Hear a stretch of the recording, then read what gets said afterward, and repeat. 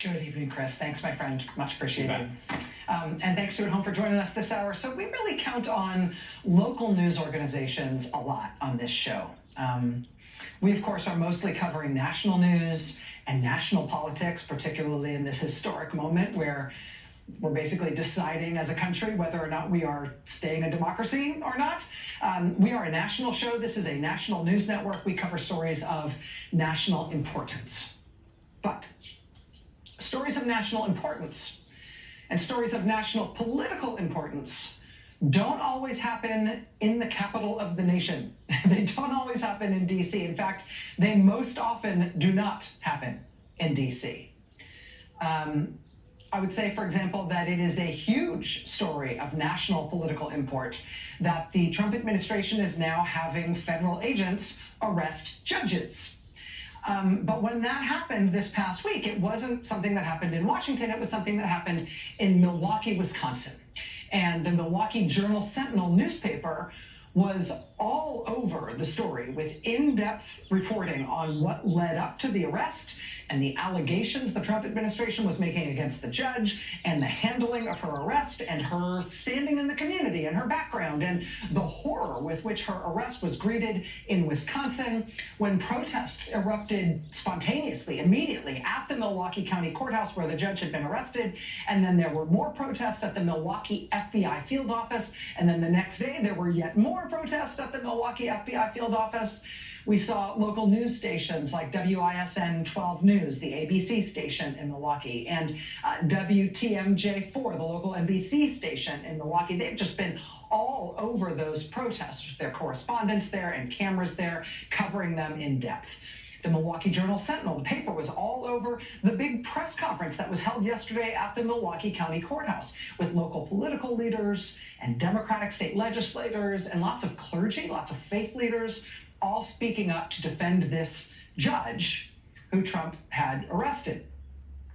Today, the local Fox station in Milwaukee, Fox 6, is covering the legit, stunning development that this judge who was arrested, she has now added to her legal defense team the single most famous, most accomplished, most respected, very conservative lawyer in the whole country, the legendary Supreme Court litigator Paul Clement. Just a person without parallel to his legal reputation in conservative circles. He will be joining the defense team for the Wisconsin judge Hannah Duggan, who Trump had arrested.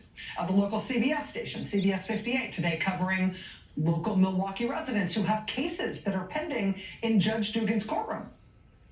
People who are now basically left in limbo by what Trump has done in arresting their judge in their case.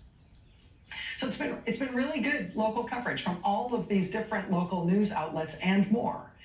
And this is absolutely a story of national importance. This is a big, bright, neon red line that Donald Trump is crossing here, right? Using armed federal force against judges. But honestly, we would be up a creek trying to cover this story nationally without Milwaukee's local press showing us all how and leading the way and giving us the depth that we need to be able to cover that story. And so that's just one example, but we rely on local news every day. Here, for example, is NBC 25 in Macomb County, Michigan today, covering over the entire course of the day today, the big contingent of protesters that started turning up hours early today so they would be in position when President Trump arrived in Warren, Michigan tonight to give his speech. We had good coverage too from the local Fox station from mid-Michigan now. Seeing that coverage, we've also been able to get in touch with some of the organizers of the protest against Trump today, who provided us with these photos showing us yet more sort of depth and texture about this protest against Trump today. It shows you more of the signs, lots of people wearing black, for example, as a sign of protest against President Trump's visit today. But we count on local news reports everywhere, every day. Here, another example. This is KARK in Little Rock, Arkansas, with good coverage on Arkansans who have been protesting this week on overpasses and on local interstates, with signs that say "Impeach Trump" and the American flag flown upside down in the symbol of distress in deep red Arkansas. Here's KTLA in Los Angeles today with very good coverage of the big protest that happened today in downtown Los Angeles by LA County union workers. KTLA reporting that while today's Los Angeles protest was big and disruptive in its own right, you see them blocking that intersection there. This protest today in Los Angeles is also being seen as just a preview of what is expected to be a much, much larger protest in Los Angeles on Thursday this week, on May Day, May 1st. When we're expecting more protests all over the country against Donald Trump. So in the middle of this moment in American history where we've got an attempted authoritarian takeover of the United States government and a lot of people in the United States fighting back against that, covering that, you have to know that, yes, some of that fight back happens in Washington, right? So some of it does. Tonight, for example, we've learned that Democrats in the U.S. Senate are going to be holding the floor all night long in protest of Trump's corruption and to spotlight the destruction of his first 100 days, but particularly looking at the way Trump has been using the presidency already to make himself money. We're going to be checking in on that all-night action in Washington tonight as Democrats hold the floor, we believe, overnight and into tomorrow. So there is some stuff happening in Washington most days, but most of the fight back against Trump hasn't been in Washington. It's been all around the country, including in red states, which among other things has been forcing a lot of Republican elected officials to face, to contend with just how unpopular Trump is and how much the country really widely disapproves of what he's doing, because those Republican elected officials do not want to go down with the ship when they look at what's happening to Trump's approval ratings, and particularly Trump's approval ratings on the issues. So we focus a lot on local news for all the obvious reasons. But tonight, I want to show you something that I think is very important from a local news station. And this is not about someone fighting back against Trump. It is actually not about politics at all. It is about the character of what Trump has done to the government and what Trump is doing to the country. It's about what he has agents of the federal government doing in the United States, the real life consequences of this shambolic mess that he has made of the US government in just this short amount of time that he has been back in office. So this is from KFOR, which is the NBC affiliate in Oklahoma City. They aired this report last night in their 10 p.m. local news. They told us today that they had such an overwhelming response from their viewers reacting in shock to this story, that they continue to work the story today. They featured it again tonight with updated reporting on their primetime broadcast at dinner time. So I'm going to show it to you. I mean, I know everybody in the national media is doing their 100 days of Trump reviews or whatever right now. Honestly, here's mine. For me, I think this local news report, this is kind of all you need to know about this president and his character and the character of his leadership and the government that he runs and what he is doing to this country. Just watch this. New at 10, a family traumatized after armed federal agents busted into their home as they were sleeping and took almost everything they owned. Problem is, they were not the people agents were supposed to be looking for. News 4's Spencer Humphrey is here with their frightening ordeal. Spencer, what's going on here? Yeah, well, get this. That family just moved here about 2 weeks ago from out of state, and this is how their life in Oklahoma got started. They say they told federal immigration agents they had the wrong people, but those agents kept treating them like criminals, even though they're all U.S. citizens. Fear. I did feel at times I was gonna die. So much fear. I kept praying. I said, God, please let me live through this moment. Humiliation. I was a zero. I was nothing. Pure disbelief. I just couldn't understand how is this happening to us. All just for wanting a fresh start. You come to Oklahoma and you get treated like this. For what? This woman, who we're calling Marissa, and her 3 daughters came to Oklahoma from Maryland looking for a slower, more affordable pace of life. They rented this house in a nice, seemingly safe northwest Oklahoma City neighborhood. Her husband planned to join them this past weekend, but any semblance they had of comfort went out the window when 20 men armed to the teeth busted through it Thursday morning. I don't know who they were. They had guns. It was dark. All the lights were off. They were federal agents, Marissa says, with the U.S. Marshals, ICE, and the FBI. And I kept asking them, like, who are you? What are you doing here? What's happening? And they said, we have a warrant for the house. They ordered Marissa and her daughters outside into the rain before they could even get dressed. They wanted me to change in front of all of them, between all of them. The thing is, the suspect names on that search warrant were not Marissa's or anyone in her family's. They were, however, names listed on mail still arriving at the house. Former residents, perhaps. We just moved here from Maryland. We're citizens.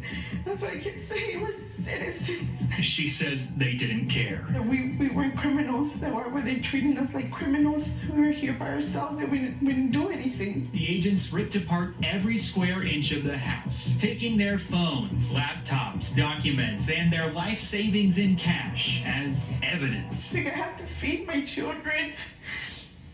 I'm gonna need gas money. I need to be able to get around. Like, how do you just leave me like this, like an abandoned dog? And when they left, they told her something. I know it was a little rough this morning. It was so denigrating.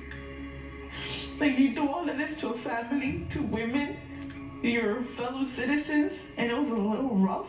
I mean, you have literally traumatized me and my daughters for life. This family has virtually nothing. And I said, when are we gonna get our stuff back? He was like, it could be days or it could be months. Nothing but questions. Well, what if I would have been armed? What if you're breaking in? What am I supposed to think? My initial thought is we were being robbed. My daughter's female daughter's being kidnapped. Nothing but likely lifelong trauma. They have guns pointed at our faces. Can you just reprogram yourself and see us as humans, as women? A little bit of mercy. Care a little bit about your fellow human mate, about your fellow citizen, like fellow resident. We bleed too. We bleed just like anybody else bleeds. We were scared. You could see in our faces that we were terrified. Marissa says the agents refused to leave any contact information or business cards. She believes the agents wore logos connected to ICE, the U.S. Marshals Service, and the FBI. Today, the U.S. Marshals Service says their team was not involved. We also reached out to the FBI asking about that agency's level of involvement. Last week, they told us they assisted in this case. Late this afternoon, they told us they were not on the scene. They told us to contact Homeland Security, so we did. A spokesperson told us they would look into it and get back with us. So far, we've heard nothing. As for the family's phones, electronics, and cash, they have no idea which agency has their belongings or how to get them back. Local reporting from KFOR, the NBC affiliate in Oklahoma City. I have to tell you a couple things about this. First of all, we put in our own request for comment to the U.S. Marshals Service, the FBI, and the Department of Homeland Security. Now, the woman who this happened to, she says that the agents were wearing insignia from the U.S. Marshals Service, ICE, and the FBI. But also, and this is very interesting, the U.S. Marshals Service told KFOR that their agents were not involved. And the U.S. Marshals Service told us the same thing tonight. Their Office of Public Affairs told us that they contacted the U.S. Marshals team in Oklahoma, quote, they were not involved in this incident. We had no one there. Okay, that leaves the FBI and Homeland Security. Now, the FBI initially told KFOR that they were assisting on this case. They were assisting Homeland Security, so call them. But then today, the FBI changed its mind in terms of its account of what involvement the agency had had, and they said actually FBI agents weren't there, weren't involved at all. Okay, I don't know how to explain that change, but that's the change. Homeland Security, meantime, isn't saying anything at all. Not to K4 and not so far to us, although we live in hope. And you know, your mileage may vary on how much you care about whether or not these federal government agencies agree to give a statement to the press or a statement to the Rachel Maddow show, right, about the actions of our own government in a case like this. You may or may not care about whether or not they're talking to me, whether they're talking to us. But what if you're Marissa? What if you're the woman this happened to? No word about who these people were, forcing you and your daughters outside into the rain in your underwear at gunpoint, tearing apart every inch of your house, taking your phones and your electronics and cash from your house, just smashing the place up, taking all of your stuff, including your money, and then leaving. And then there's no one to call. No way to get anything back. Not even, as she said, not even a business card. These are U.S. citizens. And this kind of stuff, the Trump administration thinks they will never have to answer for any of this stuff because they think the American public doesn't care about how immigrants are treated or that the American public actually wants cruelty and abuse toward immigrants. And so if it's federal agents who are working on anything related to immigration, well, carte blanche, no one will care what they do. That has been, I think, their working assumption since they have been in power these 100 days. But you know what? For one, the polling and the protests say that the American people don't think that at all. Not at all. But also, what we are learning is that once the government is treating anyone this way, any supposed line there is, any supposed barrier there is that's based on citizenship or immigration status, that gets real blurry real quick. I mean, this woman and her daughters, these are citizens. U.S. citizens in Oklahoma City. And we keep seeing U.S. citizens turn up in stories that are ostensibly about immigration enforcement or something having to do with immigration. I mean, Trump's immigration agents have told at least 9 U.S. citizen lawyers, doctors, teachers that they had 1 week to get out of the country or else. U.S. citizens, where are they supposed to go? First, it was 2 U.S. citizen lawyers in Massachusetts that we learned about. Then next, we learned about a U.S. citizen doctor from Cromwell, Connecticut. A few days after that, we learned about a U.S. citizen lawyer in Utah. He got this letter saying, "It's time for you to leave the United States. The federal government will find you." He's a U.S. citizen. The next day, we learned of a U.S. citizen lawyer in San Diego. Same threat. Then we learned about another U.S. citizen lawyer in Austin, Texas. The day after that, we got new reporting on a U.S. citizen lawyer in Houston, Texas. This guy is born in Connecticut. He's a lawyer working in Houston. The Trump administration comes to him and threatens him to get out of the country immediately or else. Where is he supposed to go? The day after that, we learned of another U.S. citizen lawyer in Los Angeles, told by the Trump administration to get out of the country immediately with all the attendant threats. I mean, it just keeps happening. Here's another one reporting from Wisconsin Public Radio. Headline: "The federal government will find you." Immigration officials wrongfully told a Fox Valley man to leave the United States. Department of Homeland Security told a retired college administrator to depart the United States immediately.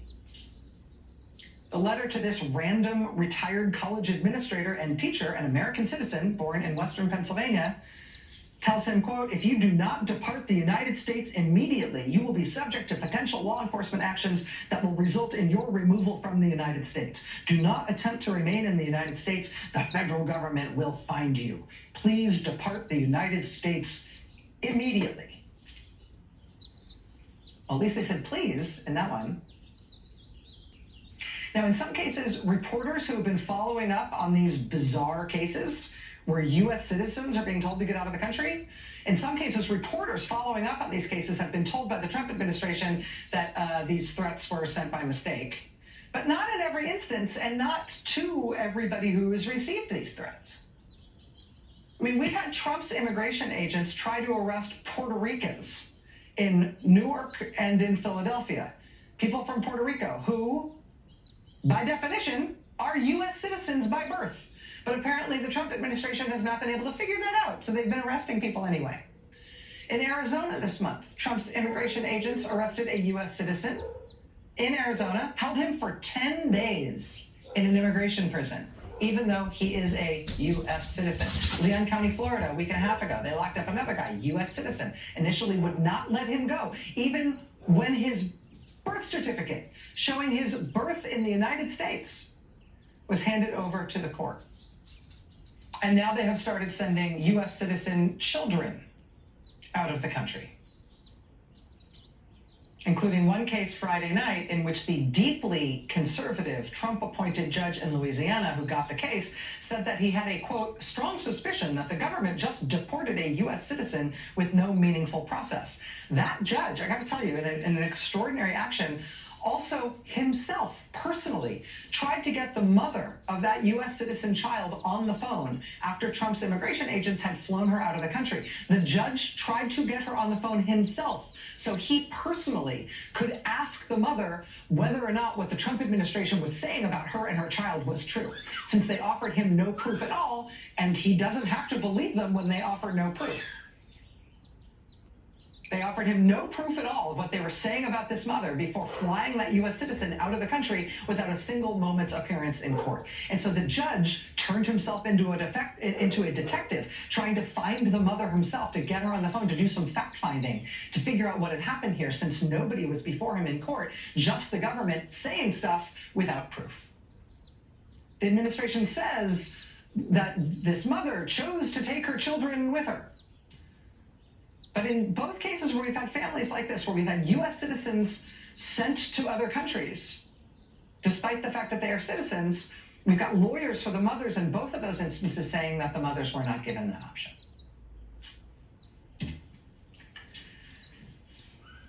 You sometimes hear this statement that, everything they're now trying to do to immigrants, they'll eventually try to do to U.S. citizens.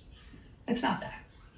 It's not just that everything they're now trying to do to immigrants, they will eventually try to do to U.S. citizens.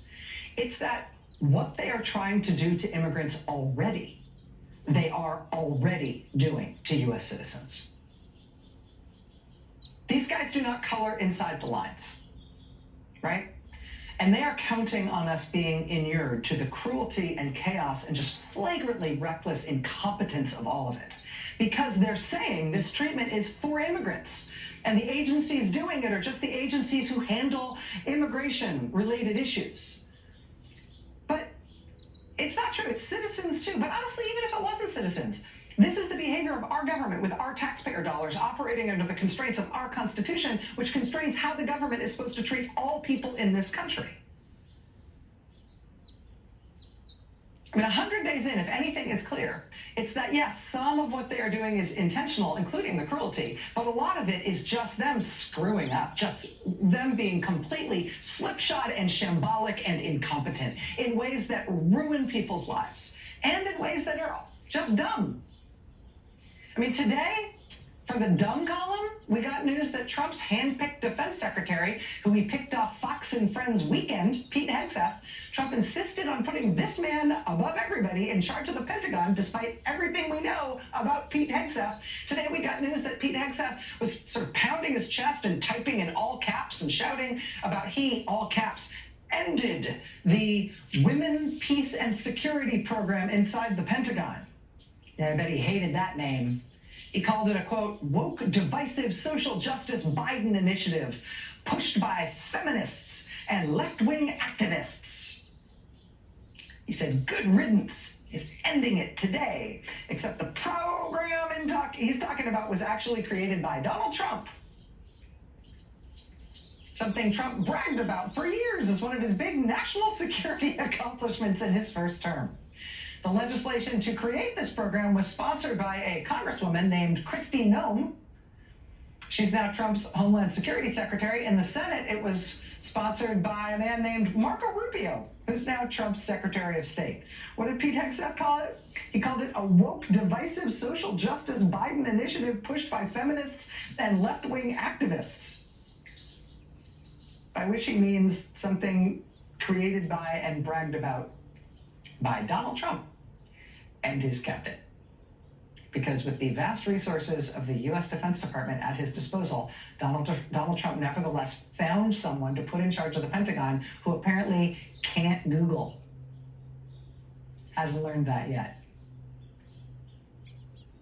Donald Trump told The Atlantic magazine in the interview they did with him this week, quote, "I run the country and the world."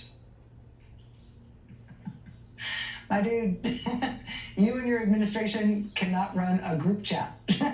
You cannot figure out how to fire the guy who can't run the group chat because you're afraid that that would mean you're going to have to start firing everybody who keeps screwing up so badly. I mean, today, just like take a random glimpse at the news any day. Just today, the Trump administration, announced that they would reverse themselves and try to bring back the firefighters' cancer registry that Trump, for some reason, killed a couple of weeks ago, even though he's the one who created it and bragged about it in his first term. Today, the Trump administration, announced that they would reverse themselves and try to bring back the people who screen coal miners for black lung disease after Trump inexplicably fired almost everyone at the coal workers' health surveillance program. Now, they're trying to get them all back. If we have learned everything, it is not incompetent or evil. It's not a multiple choice thing. It's more like check all that apply. At 100 days, Donald Trump has the lowest approval rating of any president in the history of modern polling. The U.S. trade deficit is the worst it has ever been in U.S. history. U.S. stocks in his 100 days have underperformed the rest of the world by the widest margin in more than 3 decades. He thinks he rules the world. What he runs is a shambolic, cratered federal government that has agents randomly terrorizing Oklahoma City moms and their daughters and forcing them out into the rain in their underwear in the middle of the night, and then leaving with all their money. Senate Democrats are up all night tonight doing everything they can. We're going there live next. Stay with us.